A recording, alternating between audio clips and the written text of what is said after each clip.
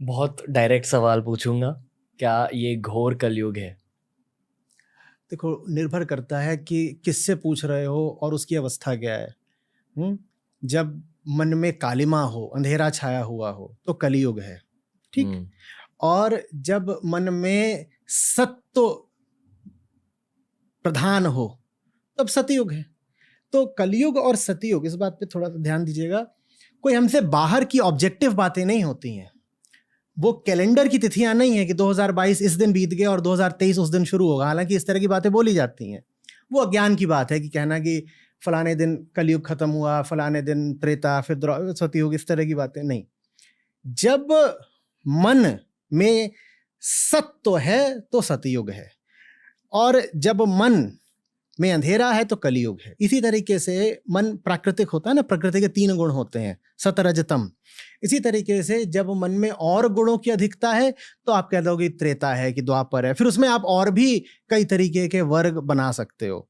लेकिन कुल मिलाकर के बात इतनी है कि कुछ भी वैसा होता है जैसे हम होते हैं।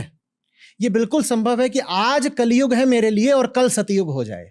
ये भी बिल्कुल संभव है कि इसी बातचीत के दौरान मेरे लिए सतयुग से कलयुग हो जाए या कलयुग से सतयुग हो जाए। सब मुझ पे निर्भर करता है। स्पिरिचुअलिटी, अध्यात्म, जिसमें आपकी भी रुचि है, वो प्योर सब्जेक्टिविटी का विज्ञान है।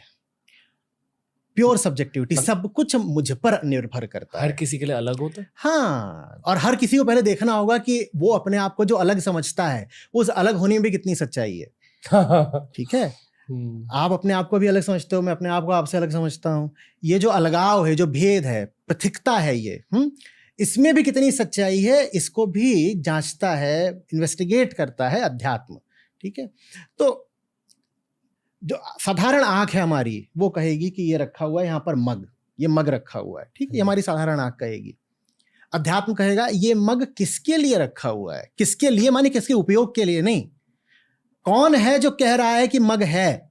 कौन है जो कह रहा है? सिर्फ उसी के लिए है ये, सिर्फ उसके लिए, जो इसका अनुभव कर पाए उसके लिए है। जो अनुभव ना कर पाए उसके लिए नहीं है।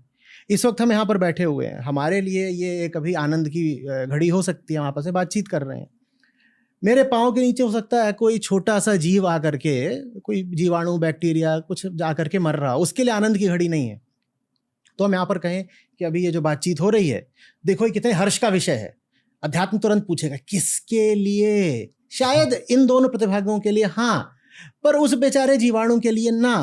तो ये जानना जरूरी है, फॉर होम, फॉर होम। इसी तरह से कलयुग है किसके लिए? जो अज्ञान में है, जो अंधेरे में, उनके लिए निश्चित रूप से कलयुग है। जो अज्ञान में नहीं है उसके लिए नहीं है कलयुग। भाई, जब आप कहते थे कि सतयुग था या त्रेता था या द्वापर था, कंस क्या कलयुग में नहीं जी रहा था कृष्ण के होते हुए भी?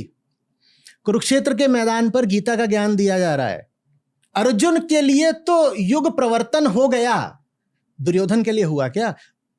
उस क्षण में अर्जुन और दुर्योधन अलग अलग युग में जी रहे हैं। कृष्ण सामने है, अर्जुन के लिए एक युग है, दुर्योधन सामने होते हुए भी बहुत दूर है, उसके लिए बिल्कुल दूसरा युग है। राम के सामने रावण, इतने सारे राक्षस राक्षसनियां आपने रामायण में पढ़ा होगा, तो क्या उनके लिए वही युग है जो हनुमान के लिए है? नहीं, बिल्कुल भी नहीं। तो ये सब आप पर निर्भर करता है। अध्यात्म सबके लिए एक सी चीज नहीं बोलता। ऐसा नहीं है कि one size fits all. Pure subjectivity, objectivity नहीं। Objectivity is the realm of science.